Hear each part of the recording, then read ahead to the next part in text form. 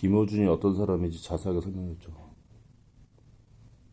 대한민국의 언론인이자 딴지일보 총수인 김어준은 독특한 개성과 선명한 정치적 입장으로 인해 한국 사회에서 매우 극명한 평가를 받는 인물입니다. 수집된 정보를 바탕으로 그의 성격과 사상을 상세히 설명해드립니다. 성격 및 기질, 쫄지 않는 직관주의자. 김어준의 가장 큰 특징은 권위나 공포에 굴복하지 않는 태도와 자신의 직관을 신뢰하는 경향입니다. 높은 자존감과 비권위주의. 그는 스스로를 남에게 입증해 보일 필요가 없는 상태를 지향하는 사람으로 정의합니다. 타인의 권위를 인정하지 않는 만큼 자신의 권위에도 집착하지 않으며 여당 대표나 부하 직원을 대하는 태도가 같을 정도로 수평적이고 자유분방한 모습을 보입니다. 공포심의 부재, 그의 대표 슬로건인 쫄지마 씨바에서 알 수 있듯이 그는 돈이나 권력에 대한 공포가 거의 없다고 주장합니다. 이러한 기질은 그가 주류 권력에 대해 거침없이 공격적인 화살을 날릴 수 있는 원동력이 됩니다. 직관과 감성 중시, 그는 논리보다 감성이 대중을 움직이는데 더 효과적이라고 믿습니다. 논리가 모든 것의 정석이라면 왜 특정 정치인이 대통령이 되는가? 라는 의문을 제기하며 대중의 정서에 공감하고 그들의 욕망을 이해하는 것을 중요하게 생각합니다. 비급 정서와 해악, 딴지일보 창간 때부터 패러디와 유머, 비속어를 섞은 과격한 언어를 사용하여 엄숙주의를 타파하고 권위를 희화화하는 방식을 즐깁니다. 사상 및 가치관, 편파적이나 공정한 진영론. 그의 사상은 실용주의적 자유주의와 강한 진영 논리가 결합된 형태를 띠고 있습니다. 진화론적 인간관, 인간의 행동과 정치적 성향을 진화론적 관점에서 해석합니다. 보수와 진보의 차이를 생존 전략의 차이로 보며 인간 본연의 욕망과 공포를 이해해야 문제의 본질을 볼 수 있다고 주장합니다. 공정한 편파성, 그는 스스로를 대단히 편파적이라고 인정합니다. 하지만 그 결론에 이르는 과정은 누구보다 공정하고 치열하다고 주장하며 중립이라는 가식 뒤에 숨기보다 자신의 입장을 명확히 밝히는 것이 더 정직하다고 봅니다. 명랑사회 창달, 그는 각자가 자신의 욕망을 자유롭게 추구하되 타인에게 피해를 주지 않는 상태를 명랑사회라 부르며 이를 딴지일보의 창간 모토로 삼았습니다. 이는 성소수자의 권리 등을 옹호하는 자유주의적 태도로 나타나기도 합니다. 음모론과 가설제기, 세월호 침몰 원인이나 선거 부정 의혹 등 여러 사안에서 주류 보도와 다른 가설, 음모론을 제기해왔습니다. 본인은 이를 합리적 의심이라 부르지만 반대 진영으로부터는 반지성주의 나 정치적 이익을 위한 선동이라는 비판을 강하게 받습니다. 사회적 평가, 구세주대 정치무당, 긍정적 평가, 기존 언론이 하지 못하는 권력 비판을 수행하며 대중에게 카타르시스를 제공하고 정치 참여를 독려하는 진보 진영의 핵심 스피커로 평가받습니다. 부정적 평가, 확인되지 않은 정보를 유포하여 사회적 혼란을 야기하고 진영 논리를 강화해 한국 정치를 양극화시키는 선동가라는 비판이 존재합니다. 최근에는 정치무당이라는 극단적인 표현으로 비판받기도 했습니다.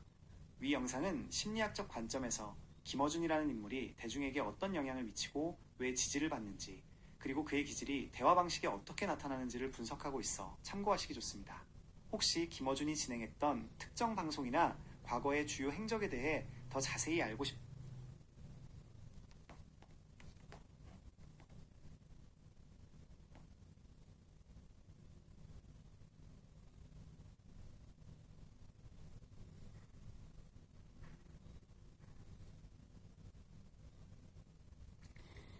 내가 자세하게 말해줄게.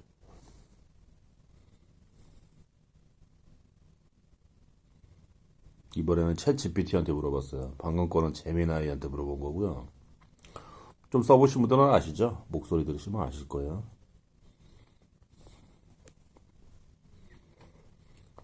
아시다시피 챗 GPT가 조금 더 시간이 걸리잖아요. 제미나이는 좀 빨리빨리 나오고.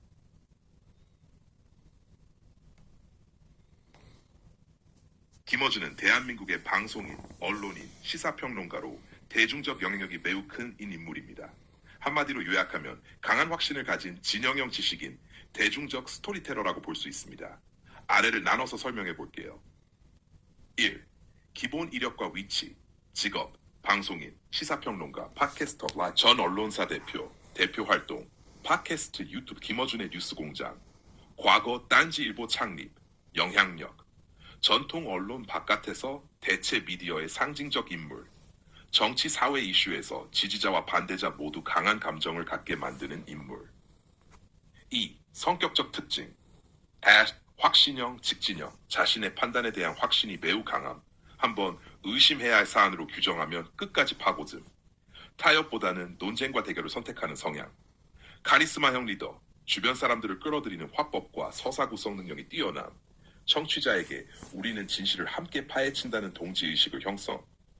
3. 비권위적 태도, 기존 권력, 엘리트, 주류 언론에 대한 본능적 불신, 스스로를 전문가라기보다는 의문을 제기하는 사람으로 포지셔닝, 감정 표현에 거리낌 없음, 분노, 비아냥, 냉소, 조롱을 의도적으로 사용, 이 점이 팬에게는 솔직함, 반대자에게는 선동으로 보임. 3. 사상 세계관 핵심, 권력 감시 중심 사고, 김어준의 핵심 세계관은 일관됩니다.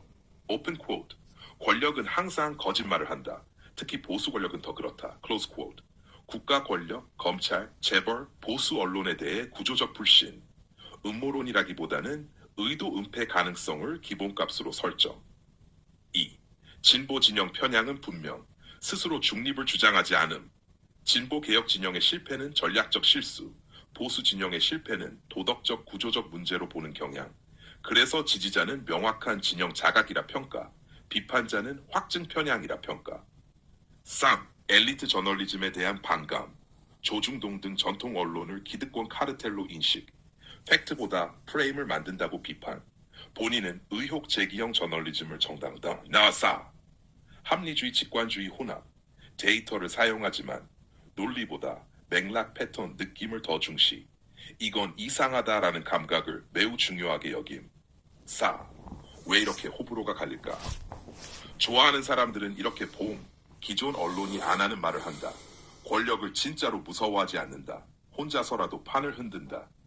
싫어하는 사람들은 이렇게 봄, 결론을 정해놓고 증거를 끼워 맞춘다. 정치적 선동가에 가깝다. 팩트보다 서사와 감정이 앞선다. 둘 다 일정 부분 사실입니다.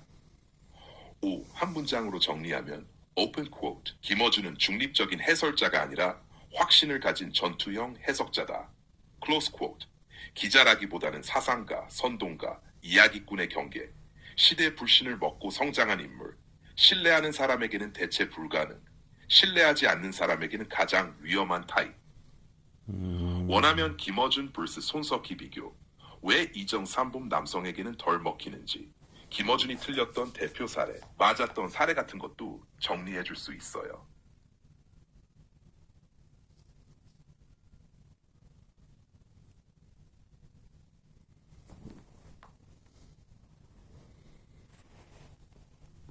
좋은 질문이에요.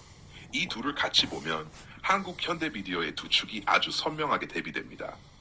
아래에서 김어준 vs 손석희 정밀 비교, 왜 이종 삼국 남성에게 김어준이 덜 먹히는지 순서로 정리할게요. 김어준 vs 손석희, 본질적 차이. 김어준, 의심하라, 판 뒤집자. 손석희, 신뢰를 쌓자. 역할과 손성체성, 정체성, 대체 미디어의 전투형 해석자, 주류 저널리즘의 상징, 역프레임 제시자, 사실 정리자, 태도, 공격적 의심 중심, 절제 검증 중심, 스스로 인식, 나는 기자 아니다, 나는 기자다. 김어준은 판을 흔드는 사람, 손석희는 판을 지키는 사람. 김어준 이상하지 않아요? 이건 냄새가 나죠. 추론, 확장, 서사 완성, 감정, 분노, 조롱을 적극 사용, 청자를 동지로 만든다. 손석희, 확인된 사실은 여기까지입니다. 질문은 하지만 결론을 강요하지 않음, 감정 절제, 침착한 톤 청자를 시민을 존중한다. 진실에 접근하는 방식, 김어준, 손석희, 출발 불신, 신중, 핵심 방법, 의혹 제기, 교차 검증, 오류 허용, 틀릴 수도 있다, 틀리면 안 된다, 리스크, 확증 편향, 보수성, 김어준은 속도를 택하고 손석희는 신뢰를 택함. 양, 정치적 위치, 김어준 명확한 진보 진영, 중립은 권력 앞에서 비겁하다는 태도, 손석희 개인 성향은 진보적이지만 직업 윤리상 중립의 최대한 접근. 그래서 김어준은 지지자에게는 영웅, 반대자에겐 위험한 선동가, 손석희는 대부분에게 신뢰, 그러나 심심하다는 평가도 받음.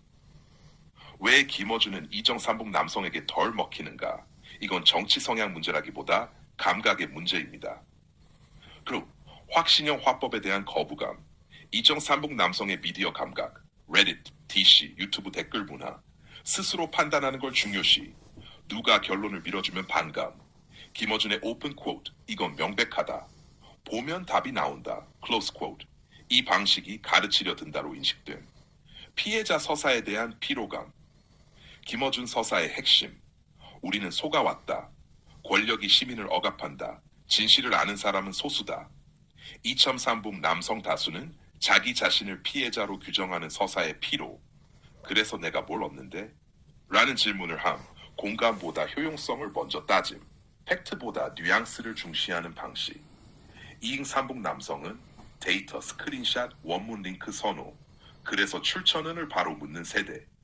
이건 맥락을 보면 전체 그림을 봐야 한다. 이게 증거 없이 말한다로 느껴지기 쉬움. 진영 동일시를 강요받는 느낌. 김어준 콘텐츠는 구조상 이걸 이해하면 우리 편, 못 믿으면 저쪽. 2003북 남성은 진영 귀속 자체를 꺼림. 나는 그냥 판단하고 싶다. 그래서 침묵하거나 이탈. 아저씨 화법 문제. 이건 정치 이전의 문제예요. 긴 독백, 은근한 훈계, 반복되는 패턴. 23중 남성에게는 유튜브 10분 요약보다 비효율적. 그래서 손석희는 왜 상대적으로 덜 반감인가? 결론을 강요하지 않음. 감정을 자극하지 않음. 판단은 시청자 몫이라는 태도 동의하지 않아도 존중받는 느낌. 최종 정리. 김어준. 불신의 시대에 필요한 인물. 하지만 확신형, 진영형. 2003북 남성의 자율적 판단 욕구와 충돌. 손석희. 신뢰의 시대에 적합한 인물. 느리지만 안정적. 세대 초월 신뢰 확보. 핵심한 문장. 오픈 쿼트. 김어준은 같이 싸우자라고 말하고 손석희는 내가 판단해라라고 말한다. 클로스 쿼트. 그래서 2003북 남성에게는 손석희는 무난, 김어준은 피로해지는 겁니다. 원하면 김어준이 다시 2003붐을 잡으려면 바뀌어야 할 점. 2003붐 남성이 신뢰하는 미디어 유형.